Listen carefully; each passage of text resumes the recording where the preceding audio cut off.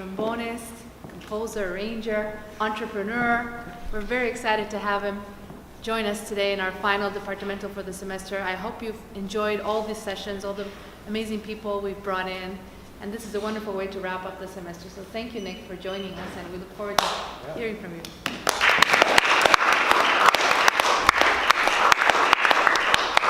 I can stand over here since most everyone's over here. But hello, good morning. How's everybody feeling today? Good? Yeah? Amazing. Well, I'm grateful to be here. Thanks for inviting me. It's always good to be able to share kind of what I've been up to the last, 7 or 8 years, doing all different kinds of things. But if we haven't met yet. My name is Nick Finzer, and I did just move here from New York.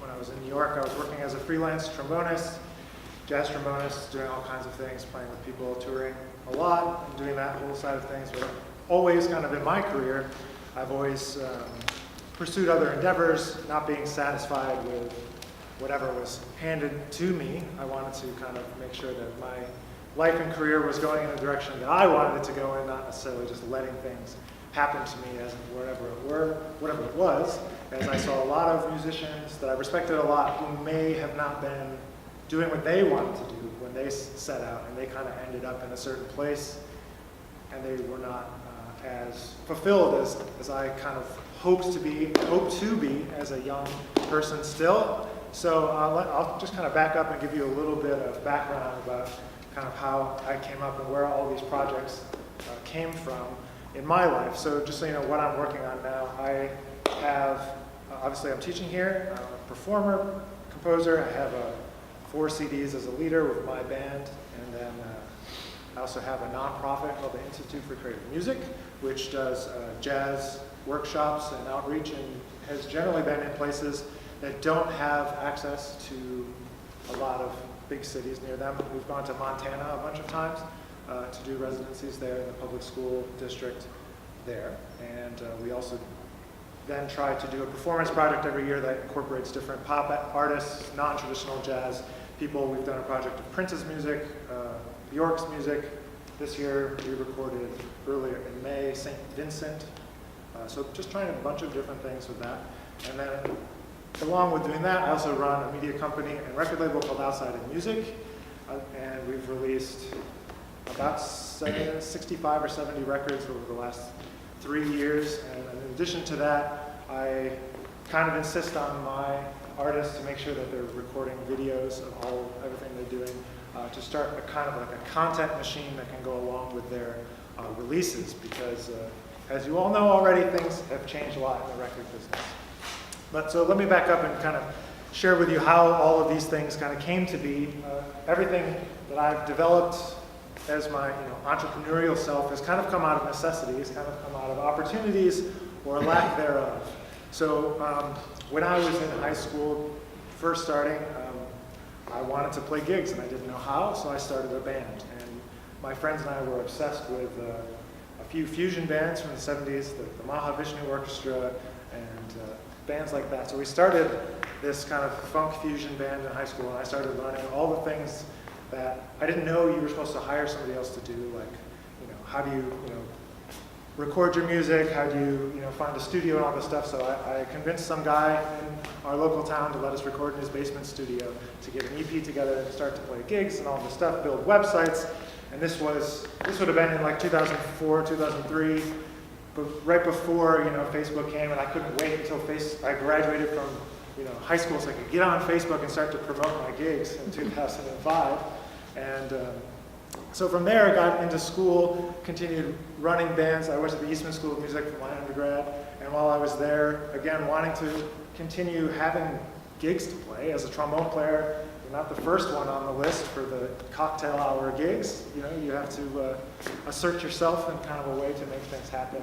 So I decided to keep running that band, and as part of that, kind of observing what was happening, is that there wasn't enough money in just performing at clubs around to really put together a tour that could pay for the expenses of things. So at that point, that was maybe my 3rd year, I think, I was like, okay, we're going to put together some kind of unique educational package to go along with our our music is the music, but what can we offer to middle school? What can we offer to a high school? What can we offer to a college as young jazz musicians that don't have all the experience of the great guest artists that they're bringing in already, but what can we offer that maybe those people can't offer? So we put together a package, and I put together the first tour I ever put together now in I think 2007 or 2008, and also secured a sponsor for that to kind of help, and branded it with their stuff, their logos on posters, on flyers, handbills, everything, and really had to go through a lot to kind of figure out how that whole thing worked.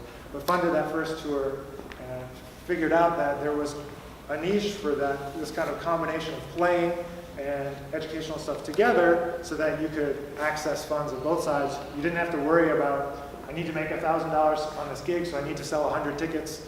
And you could just focus on doing the music, connecting with audiences and people all over the country. So from there, a buddy of mine that was in my band that was a drummer, his name is Chris Teal, and he and I ended up taking this initial idea and turning it into a more formalized idea, which became the Institute for Creative Music.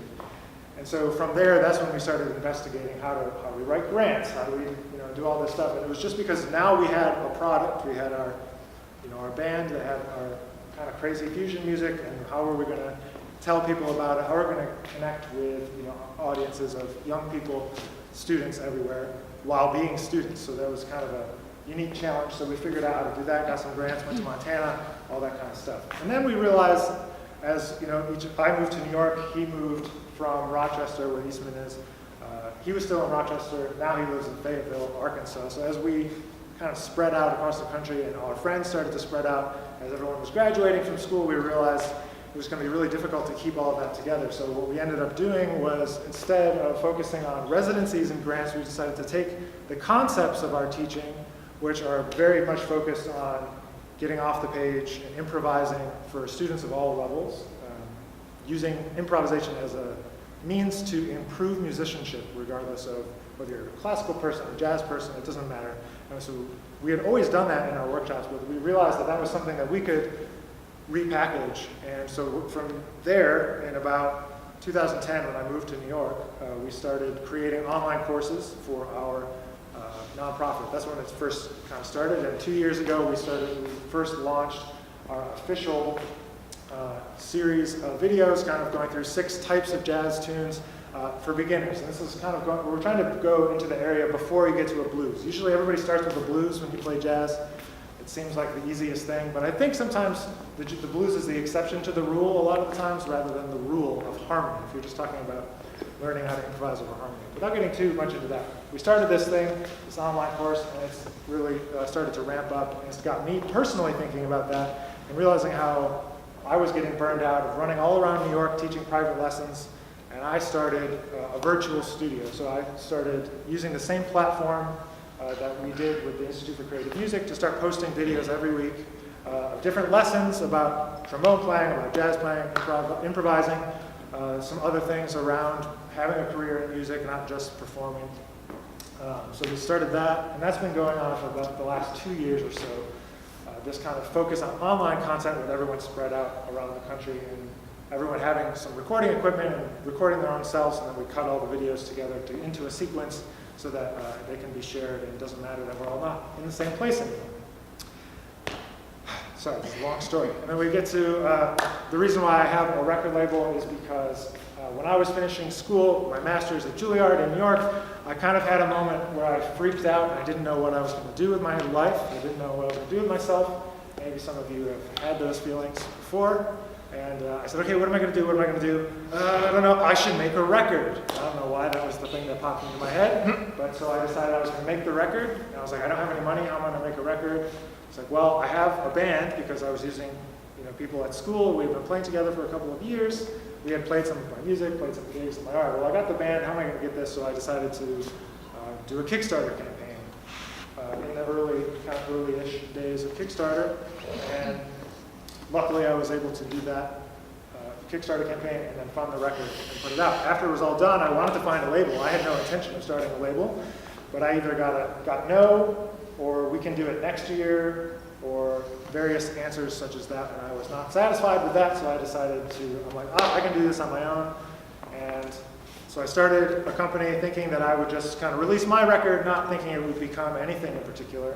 I put it out on cdbaby.com and just kind of stuck a logo on it, came up with a name. I didn't have much thought into it at all. I just kind of went with it and put the record out. And I was trying to learn all the different parts of creating an album, putting it out into the world. And this would have been in 2012 when I was doing this. And I got some recommendations for people to hire to build a team around the release. I hired a publicist, spent $7,000, and he just hosed me. He kind of took advantage of me as a young person, not knowing what I was doing. But I will say it was very expensive, but a great lesson in trying to get a lot of recommendations and actually talking to different people and trying to see exactly what different people are about in this industry. I'm not going to mention his name or anything like that, but I've definitely started not recommending that person to other people because of the nature of that relationship. So in all of that, I learned a lot. My second record, I ended up putting it out with a label. I ended up getting very frustrated with the lack of control that I had in that process. I didn't know how much of a control freak I was until that moment. I was like, well, I guess I actually do want to do things my way. And so then I decided to do that. And I noticed all my friends having the similar issues. So therefore, I started doing this label because I figured, well, it's going to take them 5 hours to try to learn all the stuff that I already learned, so why should they waste that? I can do it in 5 minutes. I know the person to call, et cetera, et cetera. So I was trying to just save my friends time, and I put out a couple records, and it's just started to kind of pick up slowly some steam to the point now where I can't put out everything that's coming my way because there's just not enough time or energy in my life to be able to do that anymore. So with Outside in Music, the thing that I'm trying to focus on is to get people away from thinking about the normal process of putting on a record and starting to think about their music as literally just content, like any other piece of content that you would put out in any other business. And in any other business, you might be investing in product videos or advertising,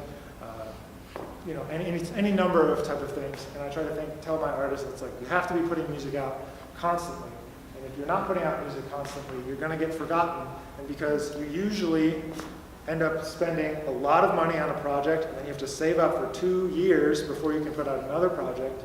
And even if you get onto a label, they're only going to give you a little bit of money towards your project, and you're going to spend probably more than what the label's going to give you, if they give you any money up front as an advance.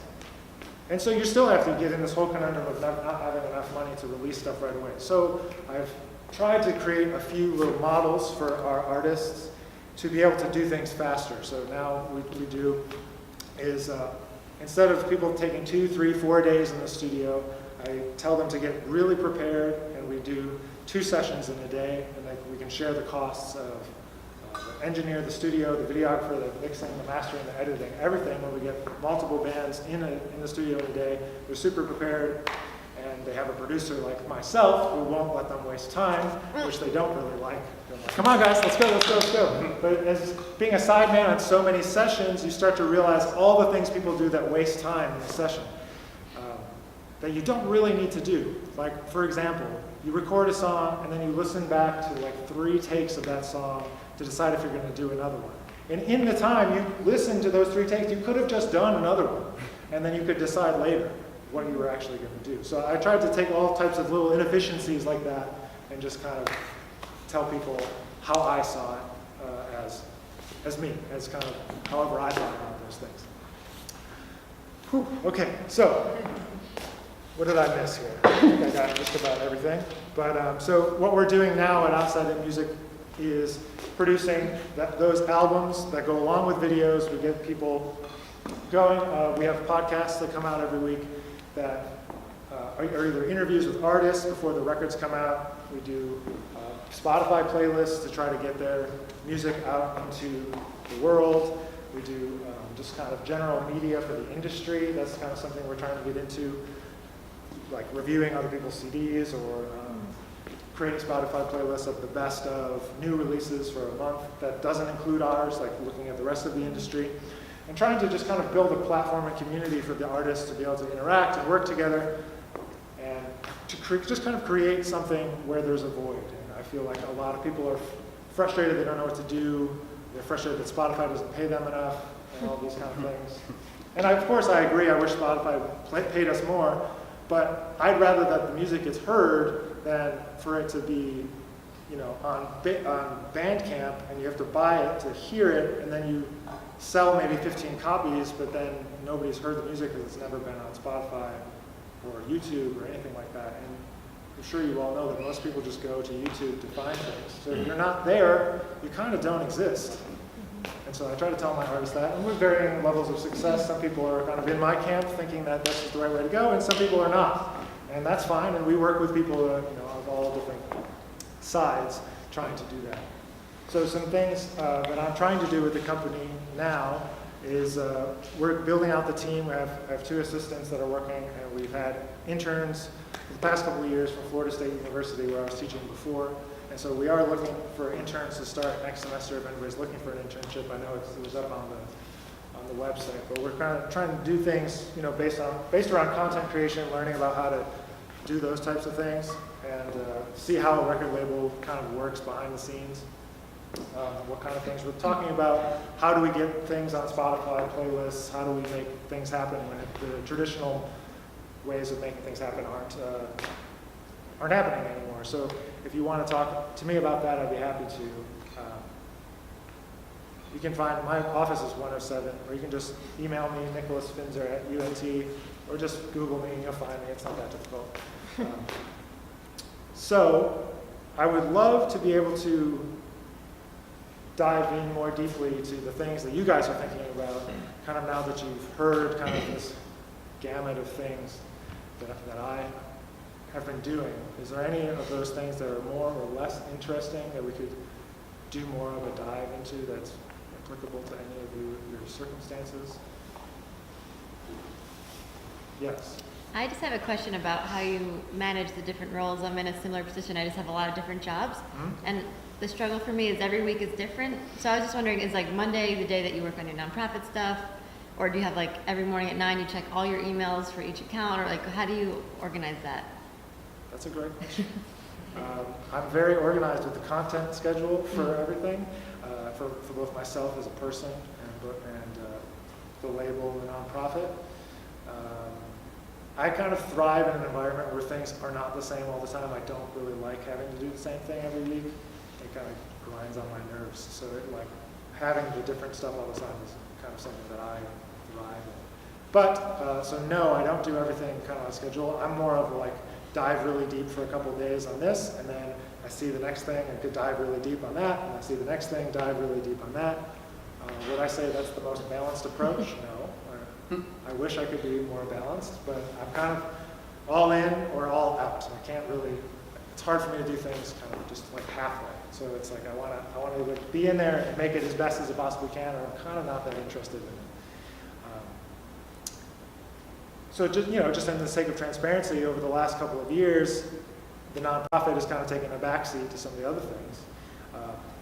The guy Chris, who I started doing this with, he had 2 kids, and we're doing family stuff. And the third guy that was really involved, he got a military band gig, so he's been in DC. And our other friend that was really involved moved to Argentina because he got married and had kids and went there. So it's become more of a struggle to keep everything together. But you know, we've done what we can. So I feel like, you know, just trying to move forward a little bit every year has been really important. And recently, just kind of realizing how long things take and trying to just be okay with things taking a lot longer than I thought. You know, I thought I had kind of some arbitrary goals. When I moved to New York, I was like, all right, by the time I'm 30, I'm going to have this, and this.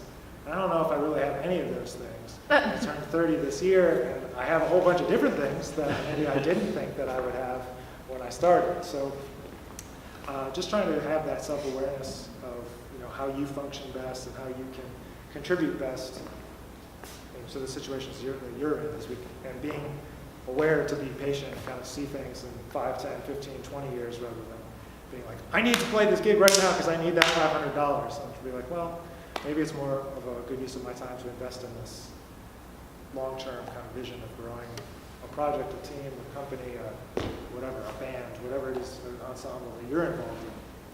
And I've seen a lot of my friends that I went to school with have pretty good success with turning their ensembles into nonprofits and being able to access a lot of different funding sources that way. I know it's a very competitive space, but I mean, I've seen a lot of people actually have a lot of success in trying to create that model that way. It seems like the kind of the classical-ish new music side of the music industry, or grant industry at least, has that more together, and the funds are more available, and it's more clear how to get them. Sometimes I feel like in the jazz area, it's kind of more unclear. There's not that many things to pursue as on that side of things. But I think there's becoming more and more as we talk to. If you guys aren't familiar with Chamber Music America, they have a lot of grants, especially for the jazz people. And I know I talked to them over the summer, and they said they have a bunch of new grants coming up. So if you are interested in those things, I would keep an eye on Chamber Music America to see what exactly they're going to be launching. I think in 2019, in the spring, she told me. But I forget. I'm sure you probably know all about that. So. Yes. I have another one.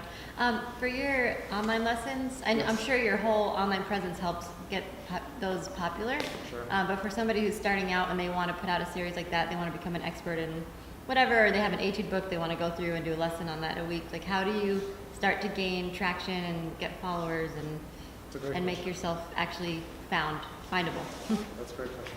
So my journey with this has started when I was finishing up with school. At the same time I was doing the record, I decided I should take everything that I had learned and kind of figure out like what I would do in a master class. So I put out all the like handouts that I put together for like summer jazz camps and what I was doing in lessons with students, taking all that stuff and putting it all together. And by the time I put it all together, I realized that I had a book.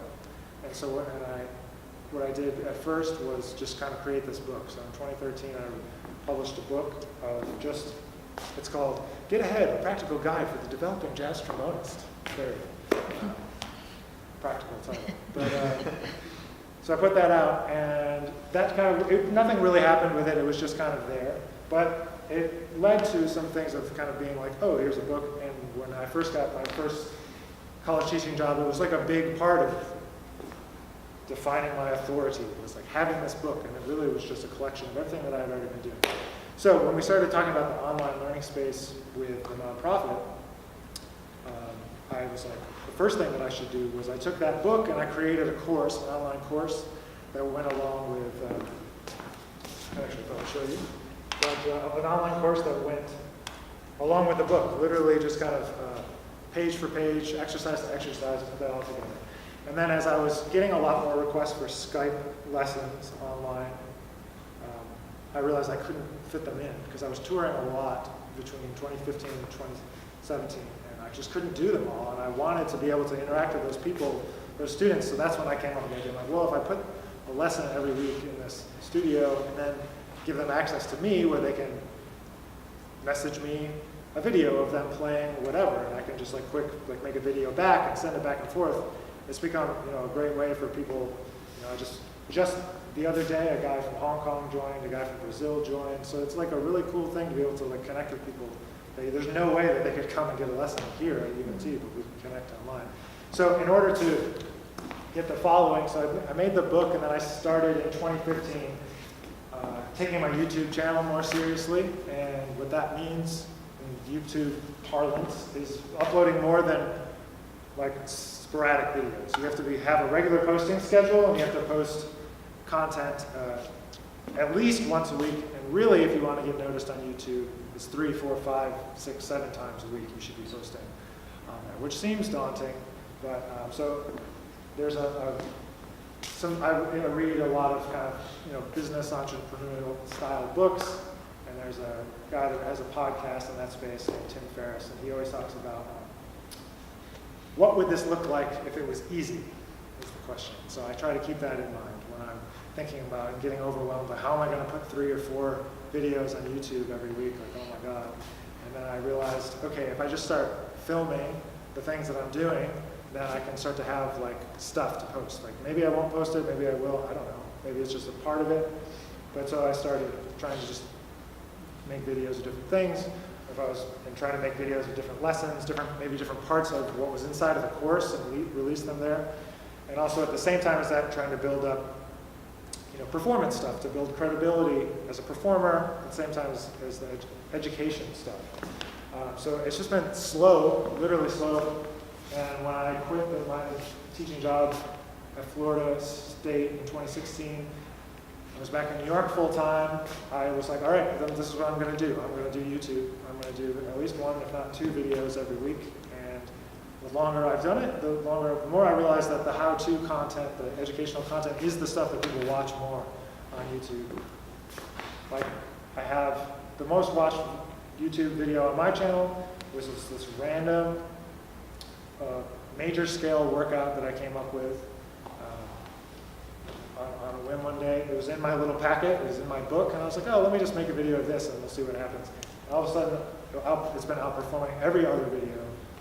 It's like, I think 35,000 as opposed to like 2,000 and most of the rest of them. But what you realize is that when you're in such a specific and niche thing, that 2,000 or 3,000 views is actually a pretty good percentage of the amount of people that like want to find out about jazz trombone on YouTube. Like, there's a few guys. I can think of two guys that have like a big presence in the trombone community on YouTube, and they do things that are not anything that I want to do. One guy does covers of pop tunes with like loops and stuff, and the other guy makes like goofy trombone videos, and I'm like, I don't really want to have to do either of those things. I'm just going to like put out the stuff that I talk about and I care about. So anyway, that's led to this virtual studio. I'm going to show you. So we use a platform called teachable.com. There's other ones.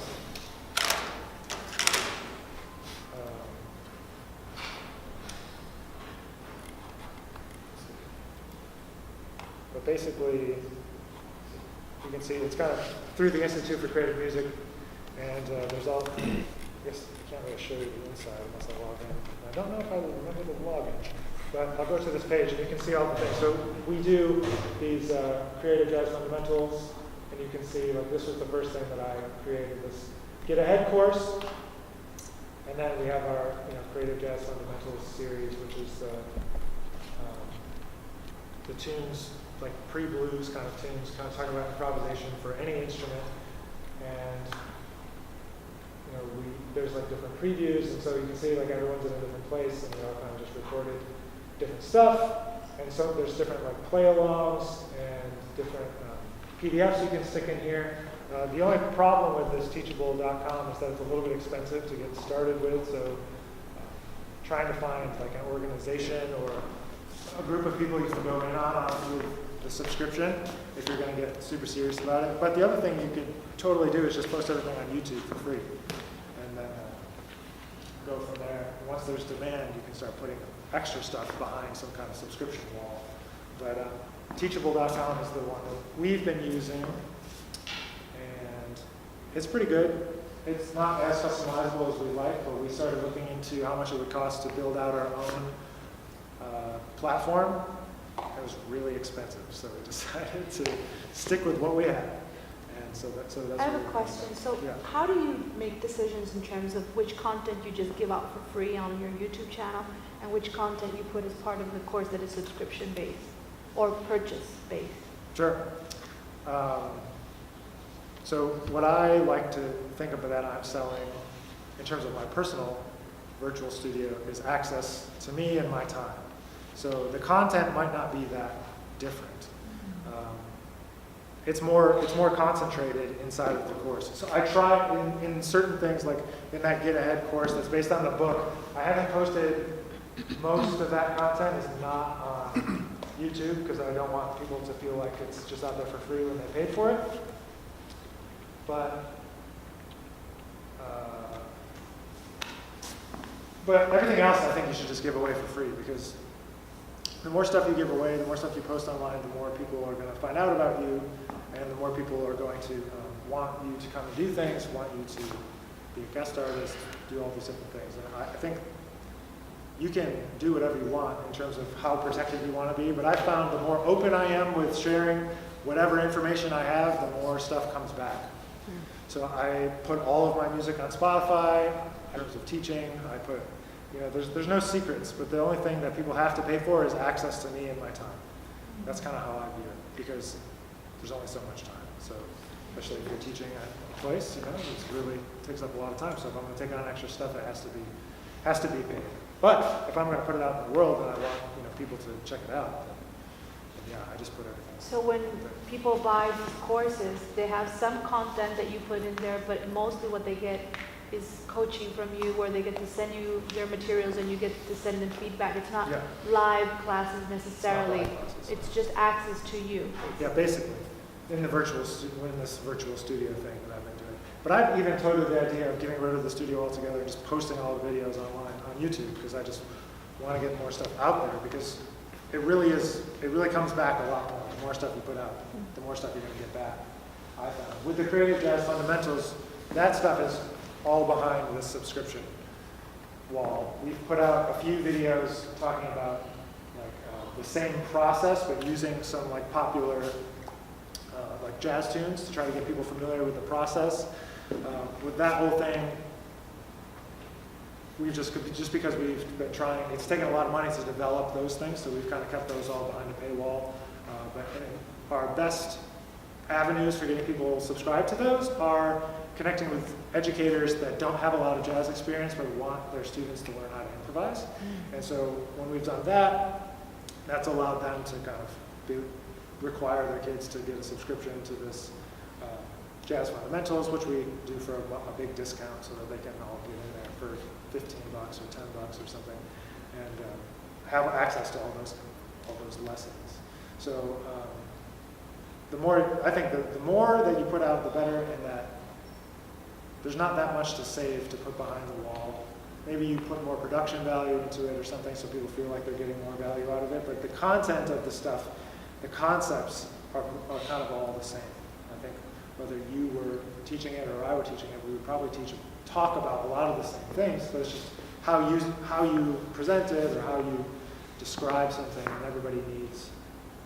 Sometimes people just need the accountability of all right, if I spend this $200 on this course, I'm going to go through it, I'm going to practice. Some people need that thing, and some people are self-motivated enough to just take the free stuff on YouTube and go for it. But some people need that, I spent $200, so I better do this. Right. Maybe you just have to kind of go with all of it. Try to connect with as many different people in the space as possible.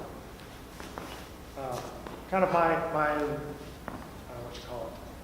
phrase that I kind of use a lot with outside of music, and it's become kind of like a YouTube show for me, where I kind of talk about different music business related things every week for just a couple of minutes. It's called Create, Connect, Repeat, and that's what I try to instill in the artists and anyone who talks to me or people that I talk to, that those steps of just making something, putting it out, and just doing it on a schedule, and making yourself do it for 2 years or 3 years, as opposed to I'm going to put out these 3 YouTube videos and then I'm going to just see if it works. It's it's not going to work, especially, or Instagram or Facebook or any social platform or your website. None of it is going to work unless you're creating stuff on a consistent basis and putting it out. That's why I was describing that process of trying to get artists in the studio faster, to reduce costs and get more music out. I've been talking to industry people, and a lot of them say that people have been having great success in the creative musics, if you want, pop world, rock world. We're just releasing singles, doing a single every month for 10 months of the year, and just promote one single at a time and get the most spins you can, streams that you can on each one. And they said that they've had way more success doing that, and that the whole concept of albums is not really that popular at the moment. So it's even if you create your album that is a concept album, there's no reason why you can't release the singles so people can hear it. And I think there's a balance between holding up your artistic ideas, sometimes too high to the point where you can't get noticed. And I find a lot of people. There's one artist that I have who's a Dutch drummer, and he lives in New York, and he hates Spotify so much. And he won't put his music on there. But literally, I have people emailing me from the Netherlands saying, why is this music not on Spotify? They're mad at me, like, it's my fault that like his music's on. I'm like, well, this guy, he doesn't want his music on there, he wants people to come. They're like, we went to his show, it was amazing, I would share this with all my friends, blah, blah, blah, blah. I'm just like, dude, put your music on Spotify, you'll get plays. He's like, no, but then people won't buy the records. And I was like, nobody's gonna buy the record anyway. Yeah. So, I mean, people buy CDs or records as collectibles, and if that person is not a collector of those things, they're not gonna buy it. Like, why are you gonna try to sell them something they don't want? They want to stream it, so give them what they want. Plus, how much do you make selling a record anyway? Yeah, I mean, that's how I feel. I'm like, I'm never going to make my money back on records or on albums, so I view them as an advertising cost to me as a business, as my music. It's like, okay, it costs this much, blah, blah, blah, and then anything that I make, I've always rolled it over into the next project. I've never pulled a dime out of the records that I've made. So there's the initial Kickstarter money, and then all of that went in, all the sales went to the next one, all the sales went to the next one, which were, I don't even know. Most of the time I would take the cash and pay my band, so, for gigs, because there was nobody at the gig. And so, but I was going to treat my band as well as I could, so I paid them with the merch money. But, Nick, yeah. I have a question. Yes, sorry. I went off So on a you tangent. mentioned a lot of the things you did as a student. Yeah. You created a lot of these ventures while being a student, and that's something that here in the program we emphasize a lot in terms of, even though it may seem like a very overwhelming time and students are really busy and they think, this all sounds great, I'll think about it when I graduate. What could you say about pursuing all of these ventures while handling the academic load that happens when you're a student and having to work on the side and make money because you have to pay for your tuition? Could you talk a little bit about your experience, how you went about doing precisely that? Yeah, so I did start all of these things while I was in school, and like I said, they were kind of necessities out of like a sense of wanting to know what to do when I got done, and not knowing what I was going to do. And so, like I was saying, things take a long time. If I hadn't started in school, I would still be in the beginning part of it, rather than like in a middle part where it's starting. The vision of all these things are starting to crystallize, and I can see where it needs to go now. With the label 6 years after I started, with the nonprofit, almost 8 years since we started it, and just starting to see like, okay, this is where we're going to go, and like pivoting from like, okay, we're going to do residencies to like, everyone's too busy, can't do that anymore, what else are we going to do, and kind of pivoting to something else, focusing on this online learning space. But what I can say about it is that you actually have more time now than you think you do. You just don't realize, you won't realize, no matter if I tell you this or not, you won't realize it until afterwards. When you look back, but you have more time now than you will in the future, even though it doesn't feel that way. There's a lot of time you spend doing a lot of different social things. My fiance will tell you that I've been really terrible about social engagements because I wanted to stay at home and work. And that's just my personality. I know now, I get it from my father, that's how he is. And so when I was in school, if I was out on a Friday night, it was because I was playing a gig. Or Saturday was because I was playing a gig. I wasn't going to parties and things of that nature.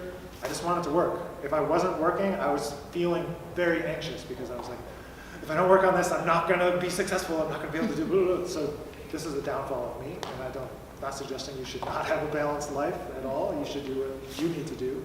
But for me, that's where I got my calmness, was from checking off the last thing on my to-do list and then going to the social things and doing all the fun things. But you definitely have more time now than you think.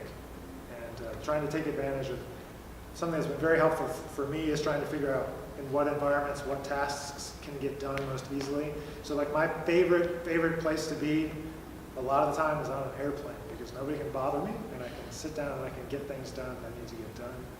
When we land, I've done all the stuff that I couldn't do because my phone was ringing, texting, students knocking, all et cetera, et cetera, et cetera, et cetera. And then you can get all that stuff done. So you're trying to find out how you work best. But don't wait to start, because even if you don't end up you know, finding this thing that you started this year as your passion for life, you learn a lot of stuff along the way. And it's like I was saying, that first guy that took $7,000 of my money and gave me no reviews and almost no radio play. And I was like, cool, so there goes that money. But like, you know, and now I know, don't hire this guy, vet these people, talk to them specifically. Because when you think about it all together, like it really makes sense how he couldn't do everything that he said he was going to do. There was just no way, based on the amount of time in the day, to do what he told me he was going to do. And I should have known that, but I didn't know. You don't know what you don't know. So you got to start something now. Because as a person who's been very fortunate, and I'm very aware that I've been very fortunate to go to some great schools and get some opportunities that not everybody gets, even for someone like myself that's had those opportunities, there's even less people that get picked to go to the even tippy top of all the opportunities that we hold in our mind as the top opportunities. For example, I went to Juilliard. The class size is 30 people or so. Of the two classes, one or two guys have kind of been plucked up and thrown into the spotlight. One that I went to school with was John Batiste, the pianist who's on runs the band on the Late Show, the Colbert Show. And then another friend of mine, Chris Bowers, who's a film composer now and just started getting on some pretty big films in LA. So there's basically like two people that have been quote unquote like picked, and the rest of us, the other 28, are just like in the scene, the grinding, and making stuff happen, and playing great music, but it's like, it's just not in the public eye yet. And it just takes a long time. And so just to realize that like, it's pretty unlikely that things are just gonna fall in your lap. Because it's like, if you haven't been on this path, this kind of pyramid path of like heading towards being that one person that gets those opportunities, like it's pretty unlikely that if you're hanging out in the middle of Arkansas, you're suddenly going to get picked and thrown onto some TV show. You know, it's pretty unlikely. It has happened, and there's been YouTube sensations, but all the rest of those people that you see as being really successful, there's a long road there. So the sooner we get onto the road, the sooner you can get, to the point where you think you want to get to. So that goes just hand in hand with just having that patience, and that's something that I've never had, like, as you can tell. Like, I'm just like, all right, I'm gonna do this, I'm gonna do this, I'm gonna do this, I'm gonna do this. Like, no, I'm not willing to wait 6 months for you to put out my album. I want it now. Like a bratty little kid. But it kind of turned into a lot of different things for me. Yeah, Well, that was a thank long you. answer to your question. Great, we are right on time. Oh, we're on time. Thank Okay. you very much.